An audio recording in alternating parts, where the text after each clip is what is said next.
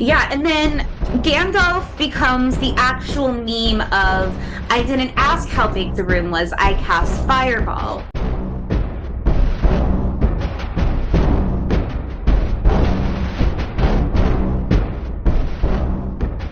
Hi, I'm Amy. And I'm Robert. I'm Evie. And I'm Evelyn, and we're talking about it. We are going to be reading chapter 6, Out of the Frying Pan and Into the Fire. Quick disclosure, just like chapter 5, this is a re-recording because my computer crashed and I lost a lot of things, including our original recordings of chapter 5 and 6. So we're going to take it from the top and hopefully we don't forget anything. So this was Out of the Frying Pan and Into the Fire, which is just one of my favorite chapter titles of all time for like any book. I think it's really great. So Bilbo has finally managed to escape from the goblins and from Gollum with the help of his new magic ring, and he's able to surprise the dwarves and come up on them. And Gandalf, in particular, is very pleased that he is okay because he has felt responsibility for him. And while they're reunited, and Bilbo's reputation and his own confidence has gone up. It doesn't last for long because the wargs, which are these evil wolf type things, and the goblins that have met up to go raid a local town run into the party themselves, running them up some trees. And luckily, they are saved by the eagles. And yes, of course, it is that episode where we're going to talk about the eagles. We have a lot to talk about first, including, as always, Evie and Amy. What are your first impressions of this chapter, of the wargs, of the mess that we have them in? The Wargs of the Rings. I really loved how this chapter started out with Bilbo like returning to the group and kind of like miraculously appearing with his flourish, Yep. which they don't realize he has the ring and he kind of keeps that hidden. But I love that he kind of uses this as an opportunity to make him seem like the ideal burglar, and getting to like finally getting to eat and regale his big, beautiful story. I just really loved how he kind of made it his own. And then, of course, them getting chased up the tree was quite hilarious. And the image of Gandalf lighting pine cones on fire and throwing them is just chef's kiss. Beautiful. As anyone who's ever played Dungeons and Dragons knows, you don't climb up a tree. I feel like you don't climb up a tree when you're escaping anyone, you know? Yeah. Bear rule. Evie, what was your first impressions of the chapter? Assume you're talking to me. Sorry, it keeps going in and out. I think that if I had this many problems happen to me while I left the house, I would simply never leave the house again. Like they definitely can't catch a break. Are you starting to feel more sympathy for the dwarves and their incompetence then, or not really? No, I don't have any like sympathy towards them at all because one, they've been giving Bilbo a hard time throughout pretty much the whole story, and they don't seem to be offering much to this journey at all. I think it starts off with Gandalf like saying, "Hey, we need to go and find him," and they're like, "No, he's awful. He's not even good for the quest or whatever." And like I said, what exactly have they contributed to the quest? Valid. I do like that they do kind of mention a little bit of the dwarves' specialties, a little bit, especially with Balin, where he's the one that supposedly has the best eyesight, and he's the one that really is able to notice things that are going around, which is why he's typically the one on lookout duty. So I think it's just a kind of a comical moment that he's upset that he didn't see Bilbo coming. Well, of course he didn't see Bilbo coming because he was using the ring and he was invisible. And I love that he ends up like bowing to Bilbo afterwards to be like, oh, it's so hard to sneak up on me. You really are a sneaky burglar. I just love that. Hmm. Yeah, that's when the dwarves finally start to give him his due. And then, like I said, it really wasn't much of a celebration because we get the wargs and the goblins coming up pretty right away. What did you guys think of the addition of the wargs? I thought they were scary and that they like chase them up the tree and they're like snarling at them. But they're kind of an Hmm. exciting creature that we haven't heard of before.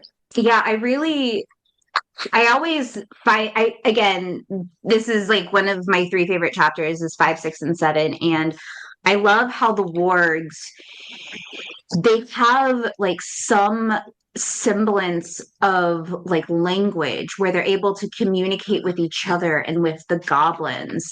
And they're not the pets or the tools of the goblins. They are their own pack. They just team up with the goblins uh, for mutual benefit with a symbiotic relationship. And I always just thought that was really interesting that we have these highly intelligent creatures that are able to do this. And at one point, it's basically the wargs that are in charge of the goblins, which is something that I don't think I ever like I've really seen elsewhere in other literature before. I think it's also interesting because I always bring it back to the movies too, where I'm like thinking about how much they really changed the like depiction of the wargs from being like this, so intelligent and like kind of also being like a villain to like being almost Yeah. like their horses or like Yep. it's interesting that they made those kind of decisions. I'm sure for time, but Hmm. it does add this extra layer of villainy, I guess, maybe. Well, Yeah. I know it's further into the chapter, but the goblins and the orc, they're dancing together too. Hmm.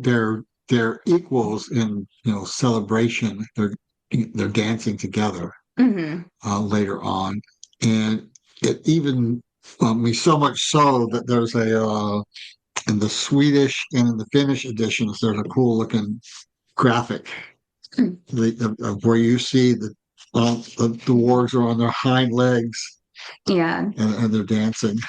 Yeah, I really love that again, they chase them up the tree, which isn't the greatest idea, but I love I love all the goblin songs, and I especially like a song that has always been a favorite of mine since childhood has been the 15 birds, what funny little things from the animated movie. So I was just going to play a small bit of that for you guys to hear and just kind of keep in mind like Goblin Town and where there's a whiff, there's a way kind of sound that they have. And I just really love the aesthetics that they have. So here's the animated movies version of the song, which I feel like really sums up. Hey guys, it's editing Evelyn. Trying to put the music in the podcast didn't really work, so I'm just gonna have a link to the song in the description below. Thanks. Definitely Yeah. reiterates the Scooby-Doo factor. Yeah, yeah, for sure. I mean, it was Whenever kind of just Amy's like ready, the we'll. idea that I had of them just, fleeing and climbing up into the trees. It's very like cartoonish. I think it's really funny because like the Lord of the Rings has such a like, I don't know what Like the a word is. serious I can't think of tone. the word. It has a lot of it's very respected, and Mm-hmm. arguably a lot of people have said like the movies themselves are considered some of the greatest movies ever made. But like Mm-hmm. the idea of them Absolutely. just like fleeing to a tree, like I was like, this is just like, a Scooby-Doo cartoon. It's just very different. Yeah. Yeah, I well obviously we'll watch the movie at some point all together and talk about it, but that's why I really like the animated version of The Hobbit. I feel like it's a very good representation of the book. I still say that Catching Fire is still the absolute greatest book adaptation movie of all time from the Hunger Games. but I I feel like fucking The hate Hobbit. those movies with a passion, so that's a bold statement. Interesting. I I know you're thought it not was. gonna like go with the Wizard of Oz. It's right there. I fully disagree about I Richard. literally refuse to watch that movie because I just couldn't stand the movie so much. They just fall really flat for me. This is not a tangent you want me to go on.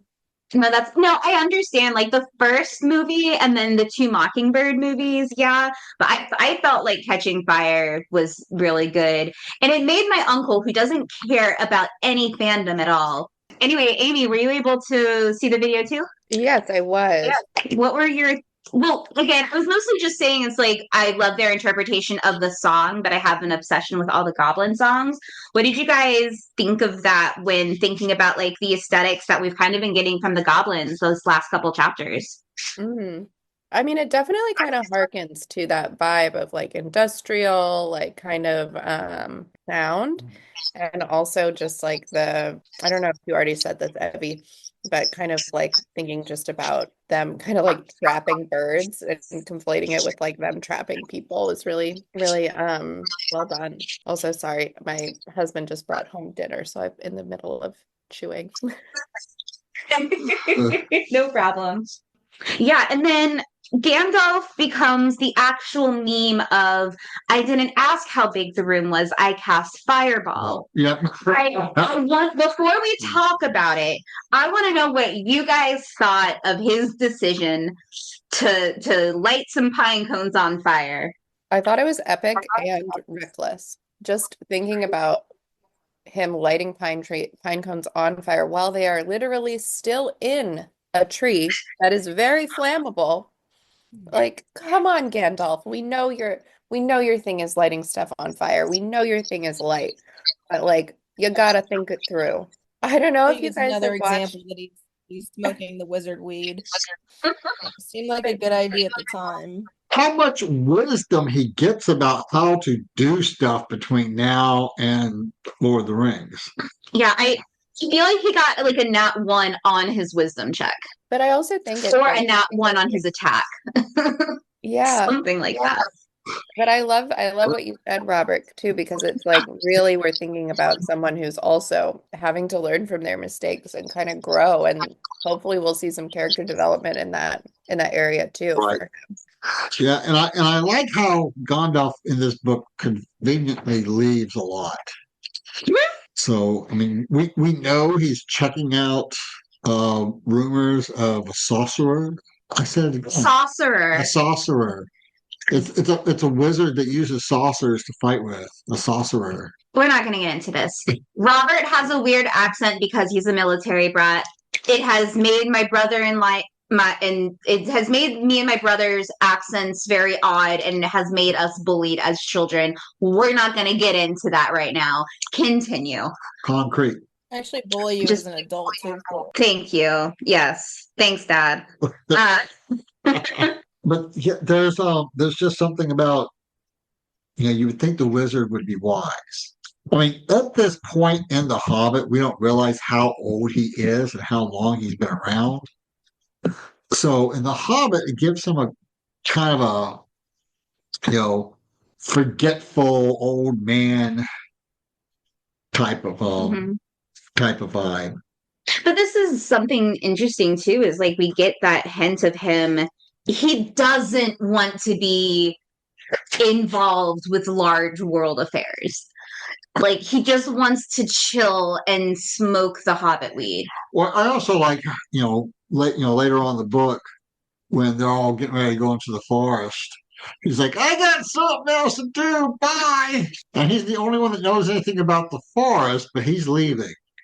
Yeah, with no context, but again, we will get to that later. it does seem to be his MO. Again, based on just what we've been talking about in these episodes about how terrible the dwarves really are and how ill prepared they are, I almost feel like it's neglectful for Gandalf to just leave them at this point. I think he's had enough of their crap, and that's why he's got to break from them. It's very true. I mean, especially, so I'll just read these few sentences when the dwarfs are ready to leave without him.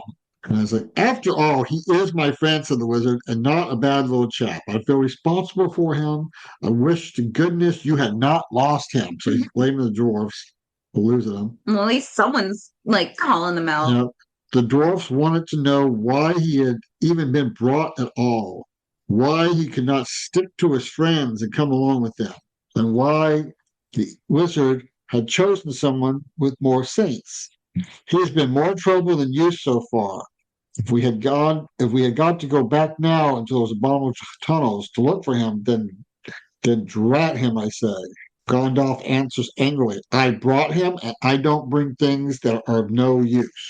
Yeah, the dwarves, they're even coming at Gandalf, man. Like, they really have no self not perseverance. Preservation, that's the word. What do you guys think about all of this mess? I think it's super lucky that Gandalf knew some Eagles. Are we ready to go into the Eagles, guys? Well, don't we want to get into? So we're skipping all the way to the Eagles. I mean, they're really well. Not necessarily. I was going to get to the Eagles. I was going to take the quick steps to the Eagles. Okay. Basically, Gandalf sets things on fire, and the wargs and the goblins are like, "Ooh, fire! This is useful." Okay, I want to back up. Okay. So, in this chapter, before they actually have to climb the trees, it says the wizard, to tell the truth, never mind explaining his cleverness more than once. So now he told Bilbo that both he and Elrond had been well aware of the presence of evil goblins in that part of the mountains. Oh, yeah, and that their front door had apparently changed and he didn't know about it. Right. Yes, that's why they were in the first place. Yeah, because the one they went out of, or at least the one that Bilbo went out of, is called Gandalf identifies it as the back door. Yeah. So. And that they didn't know that there was a new front entrance, which is the cave that they slept in. The cave they slept in. Which I feel like is very convenient for Gandalf to explain that. But he's like, I am not incompetent like the rest of you. I feel like they just keep getting lucky. Yeah. Well, they don't stay lucky for long. That's true. So they end up in these trees. The trees are on fire. They're going as high as they can. And I can't remember exactly like what Tolkien said, but even Tolkien admits he wrote himself into a corner and he needed to find a way out. And that was a little bit of the chapter title for him too, is Out of the Frying Pan and Into the Fire, where he kind of wrote himself into a position where he couldn't really figure how to get his characters out of this situation. Oh, no, I think he had it planned the whole time. He's admitted it. He has admitted that it's like he backed himself into a corner, which is how he came up with the idea for the Eagles. But that's how a lot of good writers do. They write themselves into a corner and then they enjoy trying to figure out how to write them out. Right. So we'll get into the Eagle argument in a moment. There is no argument. There's only one right answer. We will get to correct, but we're going to settle the argument for the second time on this podcast, because we do settle it in the Lord of the Rings coverage too. But Dad, do you want to explain what kind of happens with the Eagles first? The Eagles first. Well, the Eagles just see they're kind of like, what's going on? They have amazing eyesight. Yeah. They can see very long distances. Right. And come to rescue them. They pull them out of the tops of the trees. Mm-hmm. And they're not gentle about it at all, though. No. I mean, it's not like hop on my back. They grab them. Mm-hmm. And I also find it interesting that I have it written down. I can't find it in the book. There's 15 eagles.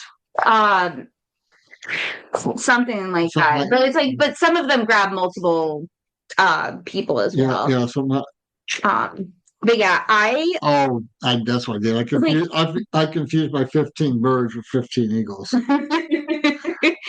But some of these illustrations from other language adaptations. So we're going to take pictures and put that up on our social media when this episode comes out for it. I have to say, as someone who now works with eagles, the normal size eagles are terrifying. I honest to God, cannot imagine being picked up by a giant eagle. How would everyone else react? I would pee myself. I would be terrified. Have you seen those claws? I mean, you have, obviously, but like, oh my Yes. God. Seen them up close. They're terrifying. Well, that and also they're like giant. So like it sounds terrifying. Just think of it as like a Yeah. giant Pokemon. Did you say think of it as a giant Pokemon? Yeah, like you got Articuno, it's the same thing. Totally. The 10-year-old kid riding the god of Pokemon. But I think something that we often miss too is that Gandalf basically saved the Lord of the Eagle's life at one point. Mm-hmm. He healed him after an arrow wound, Yeah. and so he feels indebted anyway. Yeah. Though I love how the other eagles are like, smacking their lips a little bit, Yep. which again, terrifying. I am proud to say I've never been bit or clawed by an eagle, but I've been bit and clawed by hawks that are smaller, and that hurts. Mm-mm. No, thank you. I totally believe that. I have seen the results of someone else getting clawed, and just sorry. Getting back to the book, I like Bilbo's and Dory's thinking of, as they're up there in the tree with the fire coming up. Now I know what a piece of bacon feels like when it's suddenly picked out of the pan on a fork and put back on the shelf. Because no, you don't, because the bacon knows it will get back in the fire soon. Oh. There are some really funny and clever lines Yes. in this. So the Eagles do in fact save the party, and they let them sleep in their very uncomfortable nests. But first of all, they said the Lord of the Eagles bids you to bring your prisoners Yeah, to the great shelf. forgot about that. Yeah. They are considered prisoners first, which I feel like is a pattern happening. It seems that way where they just kind of fall into these like moments and then have to get rescued. Mm-hmm. So again, like I was saying about the wargs, I really do like having these highly intelligent animal creatures, but I've always been a very druid-esque type person and loving animals. So I'm always on the animal side. I'm always like with all the sea creatures going against humans right now, I'm like fully on their side. Like, yes, sink the ships. Yeah. Take back. Also, I don't know why this brings me back. I guess it's the fire in the trees that makes me think about it. So in the earlier chapter, Bilbo is, upset that he didn't bring his matches. Oh, that's right. And matches. I mean, that tells you how rich he is because he usually has matches to start fires with instead of a tinderbox.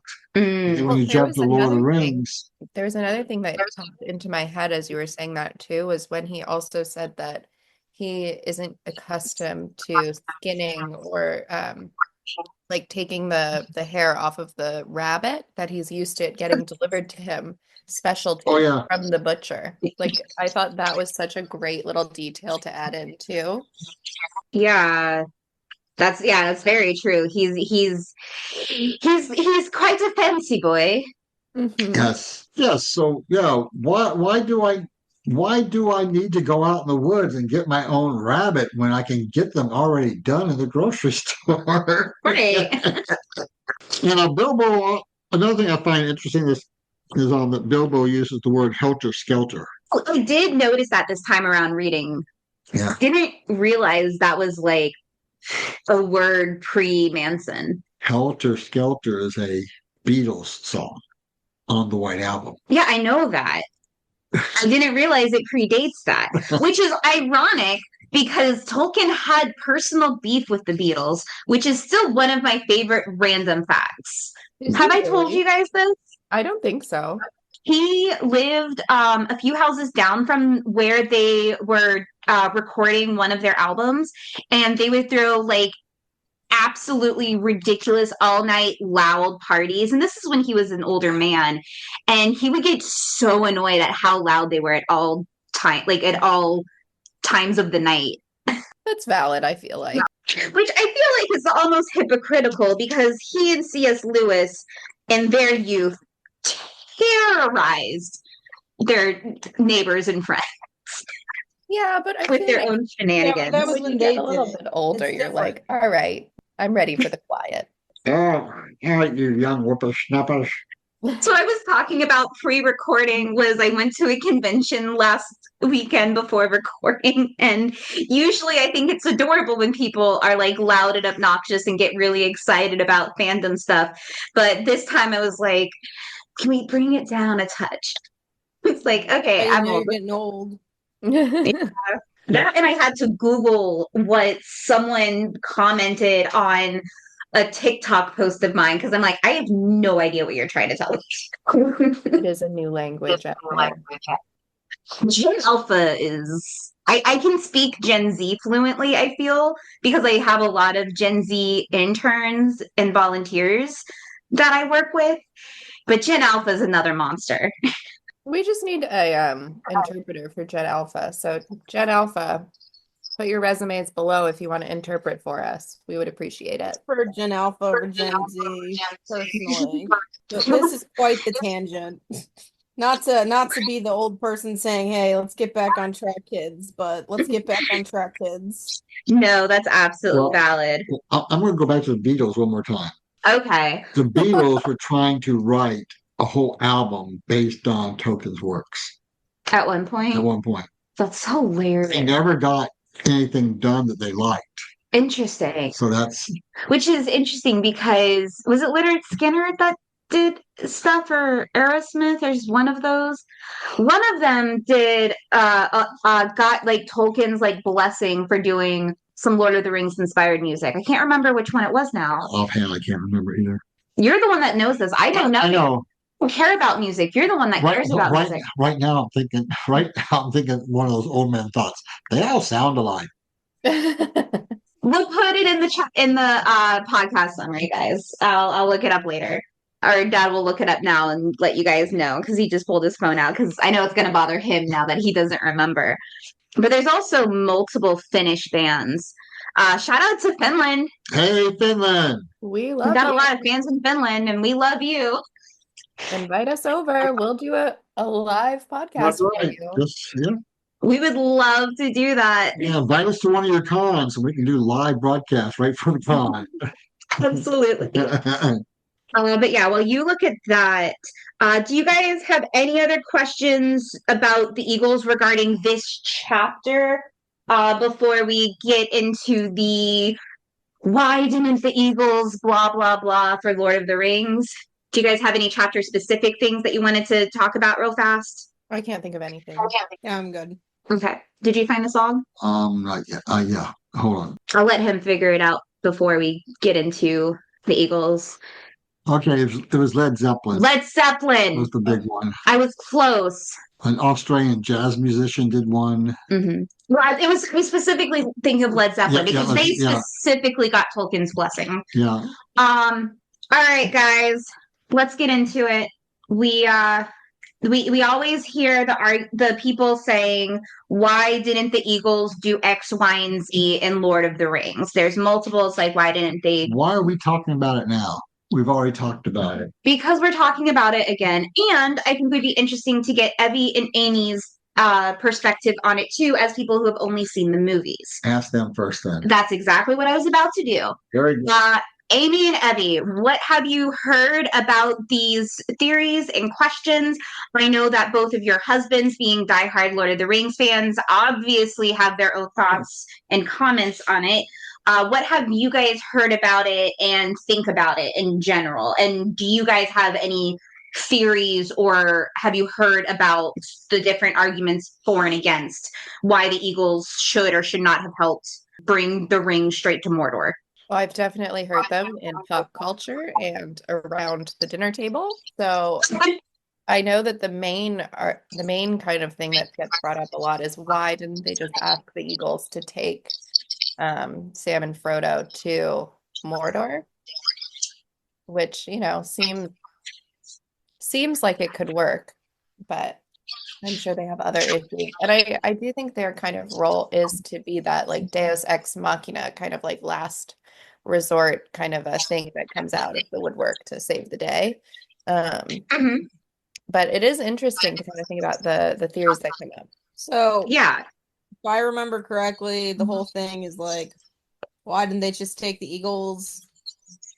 And one, Right. boo, that's a lame thing to say because they didn't. The real reason is because they wanted a longer story. That's why. But also I'm pretty sure like they would have been like shot down from the sky. Like I'm pretty sure the Siron, I don't know how to say his name. Sauron? Sauron. Sauron. Yeah, one of those. Has like You're on the right we track, can see actually. everything. I'm sure he has his own evil flying creatures that can knock them down. I just don't remember the name. But yeah, I just, for me, I've always just interpreted it as, yeah, maybe if Tolkien wanted to end the story quicker, he could find out a reason why he could use the Eagles. But like, it's not a very interesting story if they just Uber there. You're actually on the right track for both Tolkien's reasoning and the book explanation. You're really right on track. The first thing that we're going to give the in context, we're going to give the canon explanation first, which I think is really interesting in itself, and then we're going to talk about Tolkien's thoughts about air support in general. So It's not air support, but anyway. Yeah, it was the easiest way to say it without really spoiling Yeah. So I mean, there were the Nazguls. That had their winged beasts. They had their winged beasts, and while there was more than three that rescued the hobbits, the Lord of the Eagles always flies with those two escorts. Mm-hmm. There's some things that go all the way back to the beginning of the creation of where the eagles aren't just giant birds. They're in many ways they're cousins to Gondorf. Right. And so they're not just intelligent beings. They're their own cousins beings. to Gandalf? Because I mean they were all that subset of created beings Towards the beginning. Back in the like magic. The gods. Yeah. Oh, These, okay. they're like so it's like Sauron. They're Lugia or Lugia. It's Lugia and Ho-Oh. Yes, It always absolutely. goes back to Pokemon. Tolkien stole from Pokemon. That's what I'm taking from this. Well, I find it very interesting. We've made multiple Pokemon references, but no Harry Potter references last episode or this one so far. We got to change that. I don't think there's like a giant bird you can like equate. Like the hippogriffs are kind of their own thing. Yeah. And they're not quite the same. There's not really. Right. And the eagles are very majestic looking. That's Eagles why mean you a don't lot have in a lot of mythology too. Like they Yeah, have that's why you don't have something like storks. But that's the thing. Sorry, I'm just imagining like Sam and Frodo and like the stork baby borns. Yes. So I was thinking of a giant turkey. They can't get off the ground. Hey, Benjamin Franklin wanted to make that our national bird. One of those And random. he was I wrong. know. Shout out to He Joe was Biden wrong. for making the bald eagle the official bird, finally settling that debate. Yeah. Hooray, go Eagles.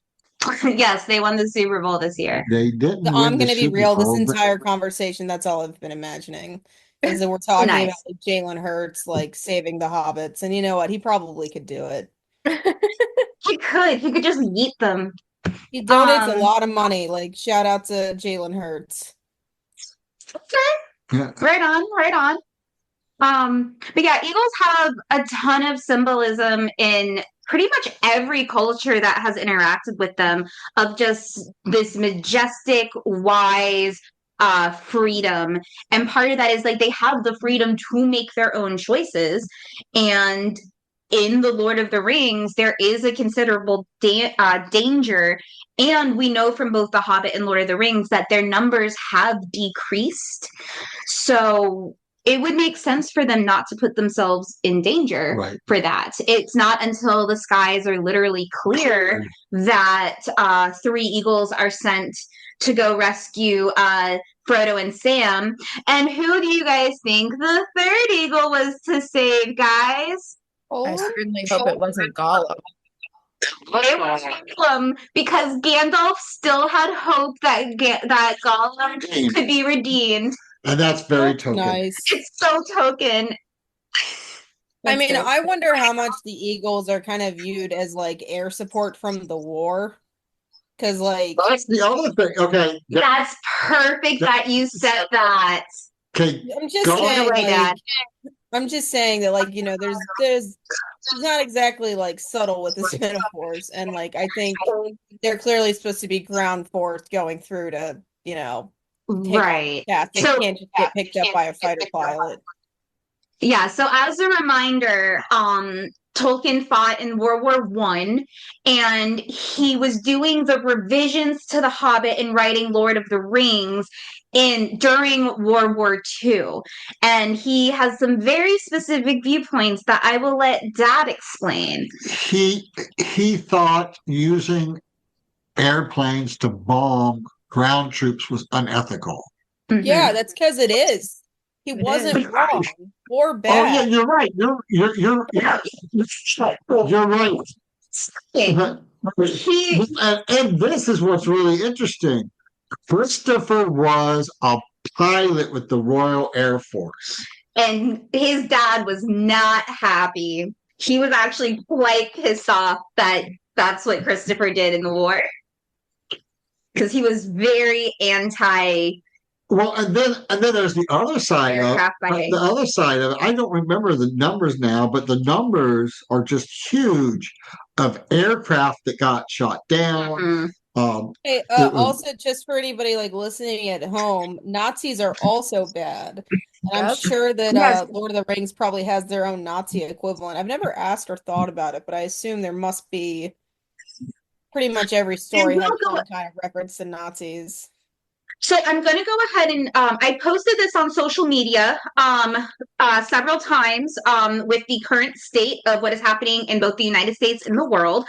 But Tolkien, and I think we've mentioned this on the podcast too, but I will take this opportunity to say we as a podcast are anti-Nazi, and Tolkien himself hated the Nazis. He was very anti-Nazi to the fact that during World War II, he refused to let The Hobbit be translated into German and be published in Germany as early as 1938, because that second edition came out in 37, or the first edition came out in 37. He refused to let his works be read by the Nazis in the country that was being controlled by the Nazis. He was extremely anti-Nazi, and there are some people that they take his views of him taking a lot of inspiration from Norse mythology, where unfortunately a lot of neo-Nazis also take inspiration from that, which is not okay, because the Vikings and Norse were also actually very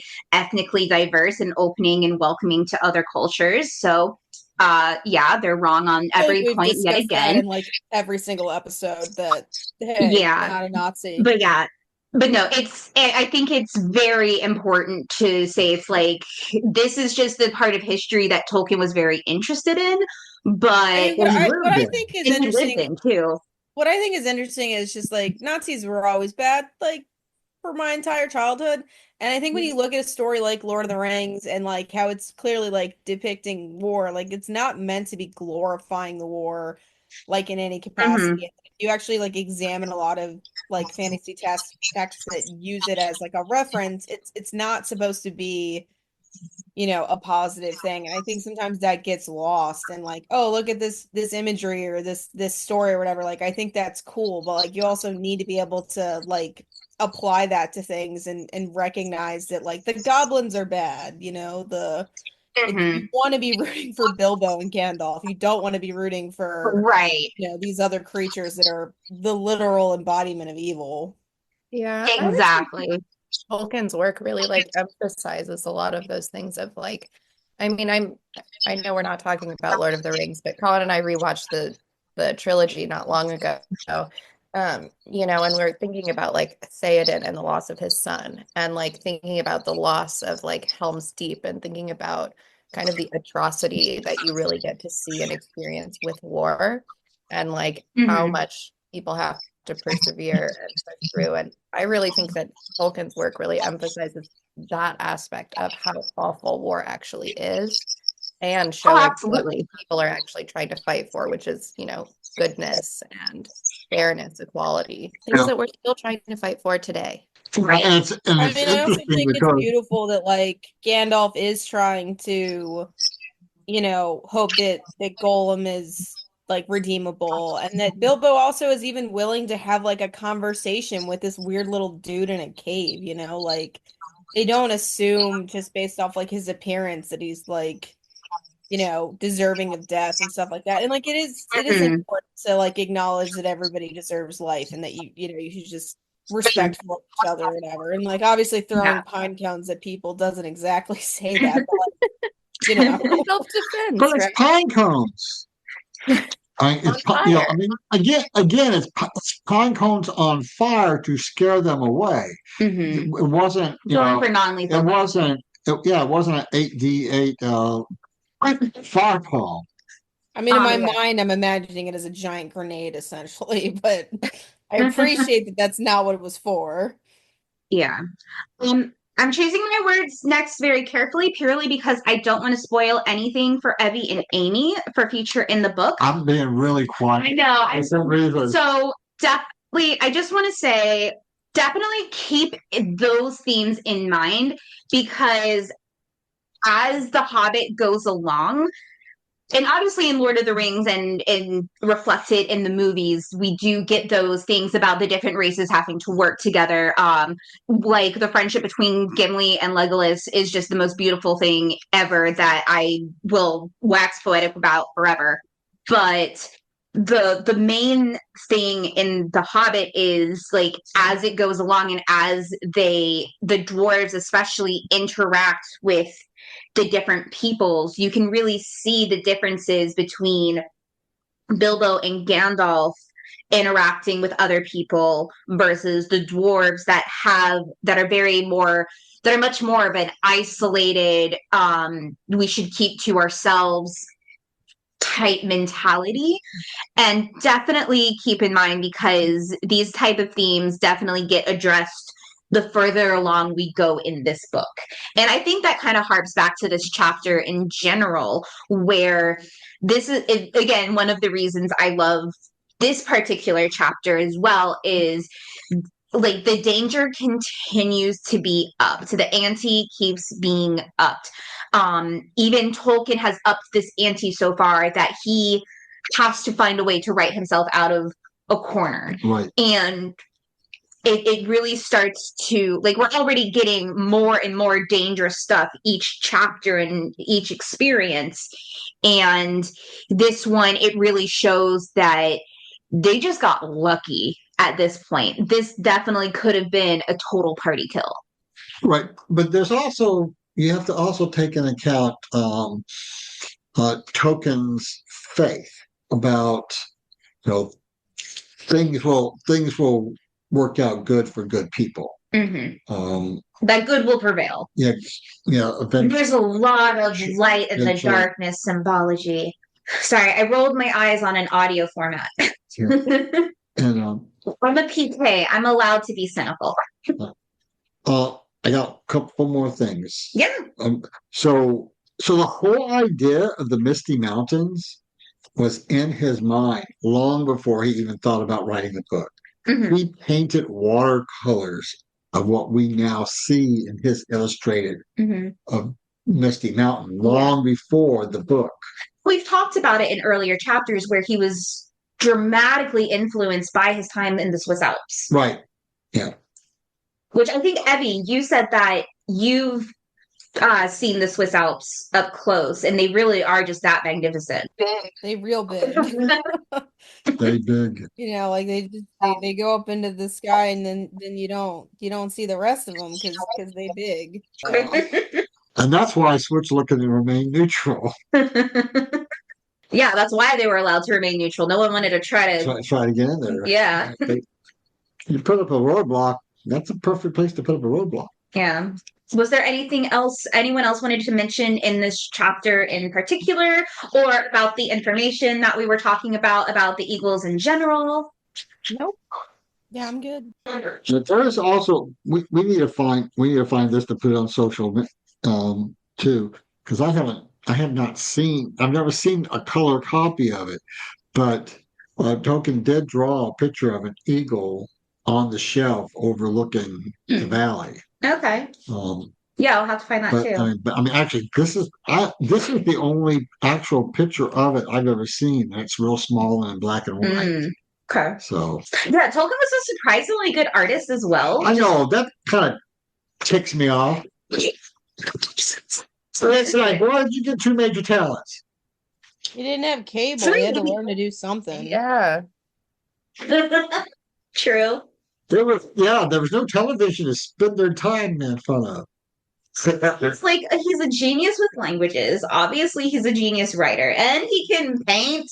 Didn't he come from money? That's why. He had the funds. No, he did not come from money at all. He basically when his mother died, he was raised by priests in a monastery. Not a monastery. Well, place. Yeah. Like that. And they never orphanage. No, they were raised by people who the church found to raise them. Yeah. But they were raised in not poverty, but it was very, very middle class. Like lower middle class, yeah. Yeah. That's one of the reasons that he started doing languages was he was bored, and so he created his own language with his cousins. Amazing. Fair. Again, they didn't have cable. That's right. Yeah. All right. Well, I think the big takeaway is Nazis are bad.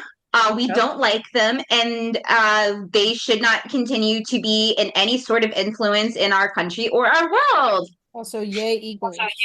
Yes, yay, Eagles. Yeah, Eagles, but Eagles.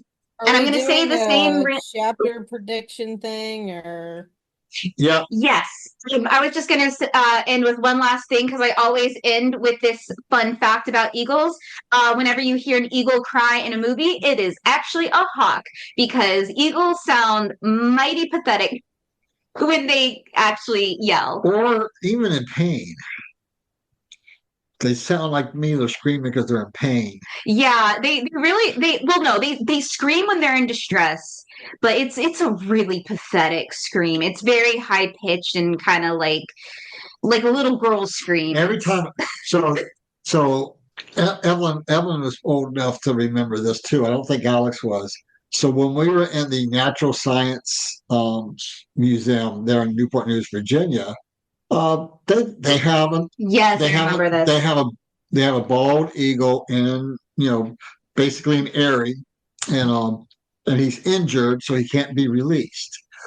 As we're walking through there's a bald eagle, a bald eagle sitting about 4 feet above the top of the cage on a branch, screaming at the other one, get out of my territory. And the other one's basically saying, where do you think I'm going to go in this cage? And it was hilarious watching them scream at each other. But also I've worked with many eagles now, and they just glare. They're mostly glares. They give you the evil eye. Yeah. Yeah. So the next chapter is which So because of timing issues, only Amy was able to record Queer Lodgings. But since we're re-recording, Evie, do you want to make predictions for Queer Lodgings since I don't think you've read that one? Yeah, sure. What's the name of it? It's called Queer Lodgings. Sounds like they're gonna lodge. They're going to lodge. Any specifics? Sounds like they're gonna sleep. That's what they do, is they sleep and they rest and then they get attacked and captured again. There's a theme. And then since we also recorded the chapter after that, again, because of just timing reasons, you weren't able to join us, unfortunately. But once we're done with this and everyone comes back from vacations, we're going to all get together again and keep recording. But the chapter after that is called Flies and Spiders. Do you want to throw out a prediction for that one? Yeah, it's the one where they get captured. I feel like you could say that for everything. Yeah, they get captured by giant flies. Or the spiders, one or the other. Maybe both. Maybe they hang out with the flies that have been captured by the spider. I feel like getting captured by flies would be worse. Flies, I hate flies. Spiders, I'm the weird one. I love spiders. I like spiders, but I feel like flies would be worse for me. All right, so I've been Evelyn. And I've been Robert. I've been Amy. I'm Amy. And we've been I don't talking get about the it. sign off.